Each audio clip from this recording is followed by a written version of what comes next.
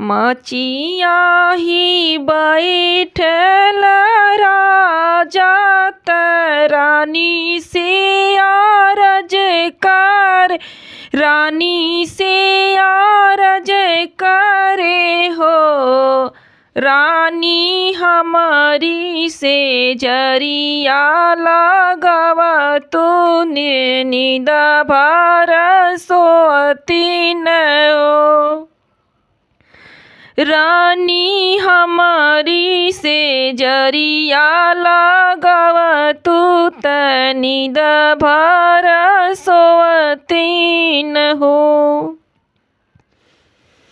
काहू कहेला मोरे राजा कहई नाई जाने, कहई नाही जाने लो। राजा तुहरी जे बैठी बहिनिया तऊ से जरिया लगावे न हो। राजा तुहरी जे बैठी बहिनिया से जियाला गई हन हो।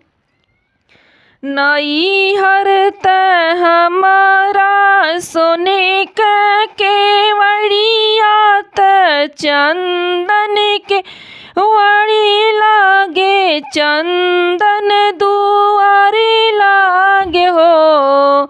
राजा सात बीरन का बहिनी से जरिया न लगई बाई हो।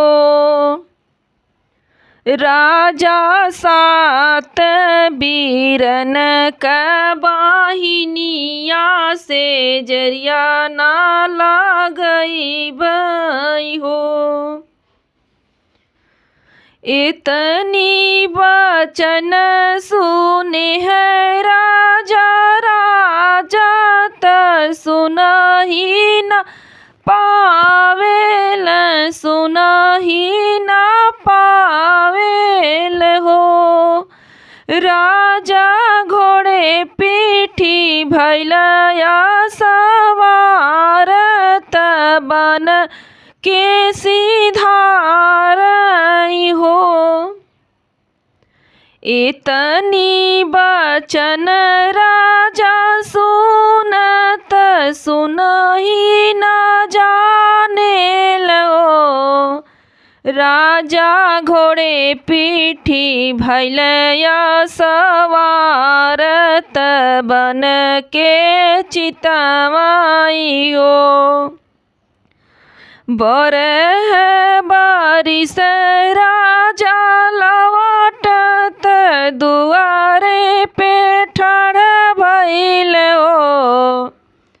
बरह बारिश राजा लौटत दुआरे पे ठाड़ भइल हो। रानी निकरा न घर से बहरिया बहिनियापन परिछऊ हो। रानी निकरा न घर से बहरिया बहिनियापन परिछन हो। काहू कही देवरनिया त काहू जे ठनिया त काहू जे ठनिया न हो। राजा हमारे ही से जिया नागिनिया सावती नाही पर छब हो।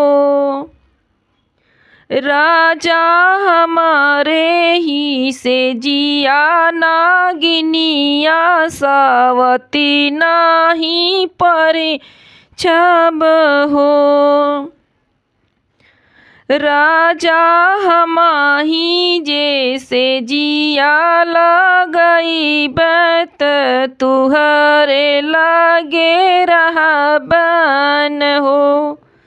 राजा हम ही जैसे जिया लगईब तुहरे लागे सोईबन हो। राजा ठुमुकी ठुमुकी चले सावतिया त मन नाही भावेलो। राजा ठुमकती चली सावतिया सावती नाही भावेलो।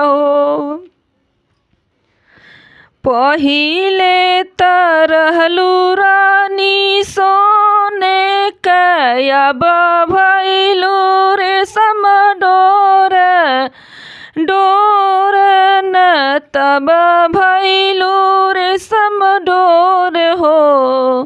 रानी घटत घटत पीलू पितरी त मनी मान उतरहु न। पहिले त रहलू रानी सोना तयब भैलू रेशम डोरी अब भैलू रेशम डोरी हो। रानी घटत घटत भैलू पितरी त मनहि मान उतरेलु हो।